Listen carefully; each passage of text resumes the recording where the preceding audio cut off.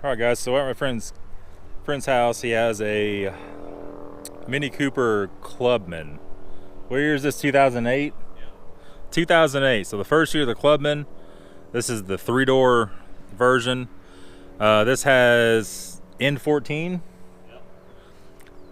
Has the BMW N14 engine in it, and I made a video a while back on this thing. It was running rough. It was having issues. We pulled the head off of it, and got it running a lot better. Definitely had a head gasket problem, but it always had like a weird cold start, and put new plugs in it. That wasn't it. Replaced this thing right here, the tube that goes down from the valve cover down to the throttle body, and it just, no matter what we did, it wouldn't fix it. Thinking maybe it had a vacuum leak. It was acting weird. I think he put a max airflow sensor on it. That didn't fix it. It would rarely throw a code, and it was random misfire. Yeah, random misfire. So on these, they have the PCV or CCV. Looks like this. It's kind of made into the valve cover. Let me flip this thing around. It's kind of made into the valve cover. It's not really replaceable. So it's not ripped. Nothing was wrong with it, but it has little plastic snaps, and there's one of them that's broke, but it's still fit tight. You can take your hand and push down on it. It wouldn't change anything. No matter what you did, it wouldn't change it. We sprayed around with the carburetor cleaner. Nothing would make any difference. Well, to get a new one of these on this car, they want you to buy the whole valve cover, which is almost $400. So that wasn't really an option. Got on eBay. There was a guy from Russia selling these. It's just the round cap, and you snap it on there, and it was around about 30 bucks. So actually, he already bought another intake manifold for it. He was ready to swap the whole intake out. You know, we thought it was cracked to the seam or something like that. Ended up swapping the PCV or CCV to the one from Russia, and it fixed it. So I guess pretty much you don't know for sure if that's bad or that's leaking. Sometimes it's pretty tough to tell. I don't think a smoke machine would have told you anything either on it. So basically, if you have a R56, or I don't remember what the chassis number of this Clubman was, 2008 and up, that has the N14 engine, and you're having rough idle and you already went through all the basic stuff, it might be worth spending $30. He has a little packet here, and we aren't affiliated with these people at all. It's called versatools.ru for Russia, and it comes with a cap, a diaphragm. I think it had a spring. Maybe it didn't have a new spring with it, but yeah, that ended up fixing this, and runs good. Cold start's perfect. Everything's great. All right, so we have a review to do today.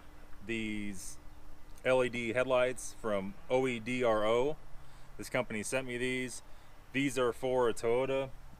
Sequoia already has them. So for my friend Kevin's house, we're doing his Toyota Scion, his XB, and these look like this. So we have one of his original bulbs right here on the halogens, and then here is the LED, and these have the LEDs on both sides of them. So, and they have a little ballast that converts it over to the Toyota plug. Now you can buy these for BMW, but remember, if you have projector lenses, these won't work. Also on the BMWs, they have the little cap that goes over the bulb, so you will need a special adapter for the BMW. Okay, so Kevin's gonna turn the headlights on. The left hand side has LED bulb in it. The right is still the original halogen bulb. So go ahead and turn them on, Kevin. I don't know if this camera is gonna pick it up or not. You can see, as you get different angles, how yellow this one is, and then how clear this is. Now, something else, Kevin still has the reflector. You can see it right there. He still has a reflector in it, And on mine, it was way brighter when we took them out, but we're thinking he has to take his front bumper off to be able to take his out. So for tonight, you know, we're not going to do that. But yeah, for sure, I'll put the link to their website in the description. You guys go check them out. They seem like they're pretty decent quality bulbs, you know, especially for the price. All right, guys, so it's the next day here. We did a little more testing on those lights. After it got dark, we did notice a fault with this particular bulb. Everything worked great. They're super bright. But on the Toyota lenses, on the housings, it does not work with the LEDs on both sides. What you end up with is half of this shining high, half of it shining low. So just make sure you go to the website. If you order something off the website, make sure you get the bulbs that have all the LEDs on one side, and they do have them on there. They're the same price. And these do not have the fans. Now, the ones in the Sequoia video I did before, they had little fans on them. These just have a really, like a high dollar heat sink, and these actually do have a set screw. You can unscrew the heat sink, then you can still use your rubber mount that goes over your factory bulb, and it's a little easier to put in. I mean, other than that, they work great. But these will not work in the Toyota housings. It's just not, it doesn't project correctly for that. A couple other things. Everything is on its way here for the green E53. So the door handle video I put up today, already mixed up, put that up today. That's not a whole video. I messed up. Steadicam's turned. I tried to lock it so it wouldn't turn.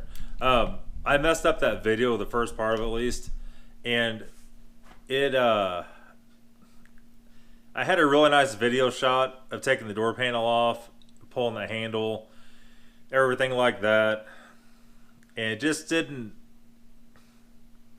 you know, the sound didn't work, so I had to reshoot it, and it just was a freaking mess. So that video is pretty much just to only show you how to fix it by putting the screw in it.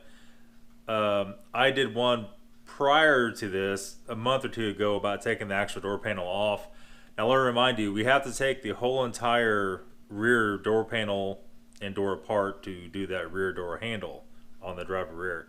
So I think that video will go ahead and do that.